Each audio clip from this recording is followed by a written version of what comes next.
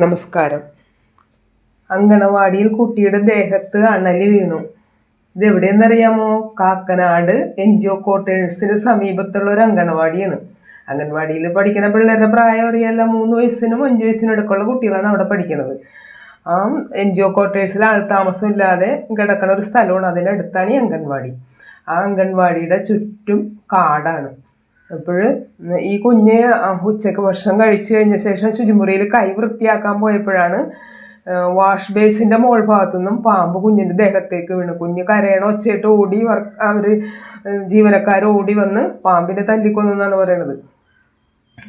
പിന്നെ കുട്ടിയെ ആശുപത്രിയിലൊക്കെ കൊണ്ടുപോയി പരിശോധന നടത്തി, പക്ഷെ കടിയേറ്റിട്ടില്ലാത്തതുകൊണ്ട് ആ കുഞ്ഞ് രക്ഷപ്പെട്ടു. അല്ലെങ്കിൽ എന്തായിരിക്കും സ്ഥിതി? അപ്പോൾ ആൾതാമസമില്ലാത്ത ക്വാർട്ടേഴ്സിന് ചുറ്റും കാടാണ്, അവിടെ അടുത്താണ് അംഗൻവാടി. അപ്പോൾ ഈ അപകടം വന്നതുകൊണ്ട് പെട്ടെന്ന് വന്ന് പിന്നെ അവിടെയൊക്കെ വൃത്തിയാക്കിയാണ്. നഗരസഭ അധികൃതരൊക്കെ വന്ന് അവിടെ വൃത്തിയാക്കി. അപ്പോൾ അപകടം വന്നാൽ മാത്രം ഇതൊക്കെ ചെയ്യുള്ളൂ, അല്ലെങ്കിൽ ഇത് നേരത്തെ ഉള്ള കാര്യമല്ല. അത് ശ്രദ്ധിക്കാഞ്ഞിട്ടില്ലേ? ആ കുഞ്ഞിന് എന്തെങ്കിലും സംഭവിച്ചാൽ ആർക്കാണ് പോണത്? ആ കുടുംബക്കാർക്കല്ലേ. Thank you.